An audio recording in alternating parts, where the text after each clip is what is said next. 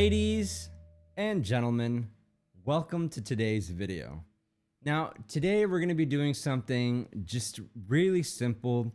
It's a small modification you can make, and these open bowls like Dhenegene will sound so much better after you make this change. Now, before I get to all that, there are a few links in the description. There's a school community. I have lessons for all the bowls, very organized there. There's a Discord community as well. We hang out, we practice. These are free communities now, but they will be paid at some point.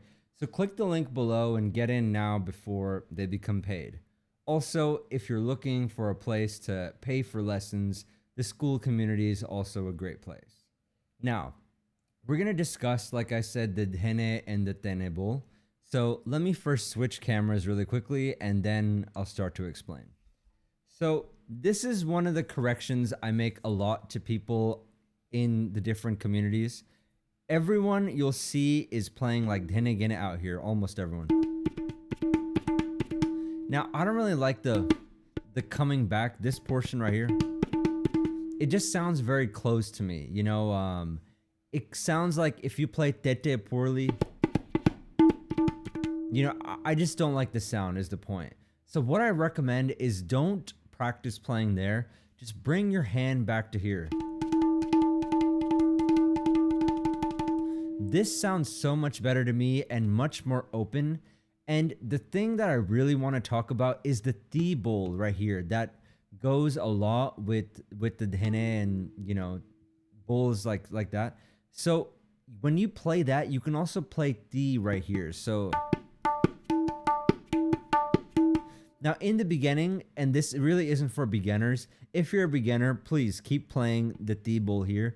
But after you get the hang of it and you get some weight in your hands, you can kind of slowly play it here. So now I'm going to give an example of a Laggi played by Ustad Tariq Khan, where you can kind of take advantage of this more compact Thi and Dhene that I'm talking about. So it goes dhati gene tene tene nati gene dhati gene dhene dhene. Now there's room for some awesome bind work here, which I'm going to show in just a moment.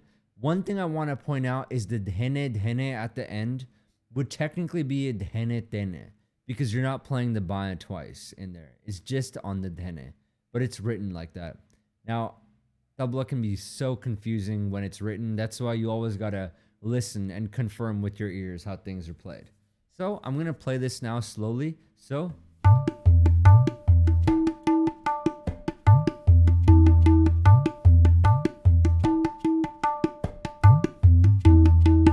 a bit faster.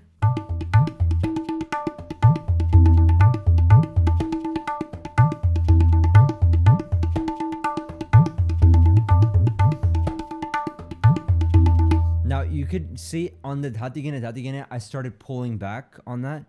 And if you want a video on just the baya, you can comment below. I can maybe do a live stream just on that. Let me know.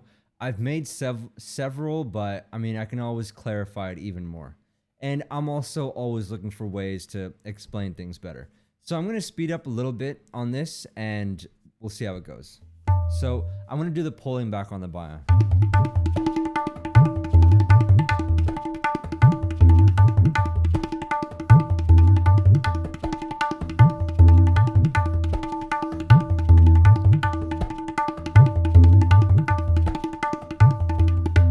Now I'm kind of playing the na a little bit on the outside. It's not entirely intentional. I've been kind of also, you know, making myself, I have all these dayas here right next to me. I try to change every day to a different one just so my hand never gets too comfortable on any daya. So it came out a little bit sharp, that na, but I think a more regular na would sound a little bit better. So I'm going to play it one more time and we're just going to have a listen and that'll basically be it for this video. So let's try it one more time. So here we go.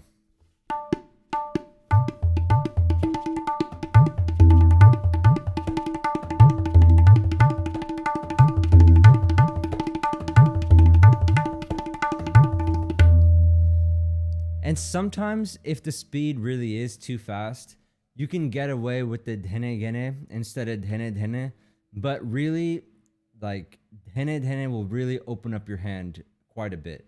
Try to even play it loud. Let's say you're just practicing slowly, like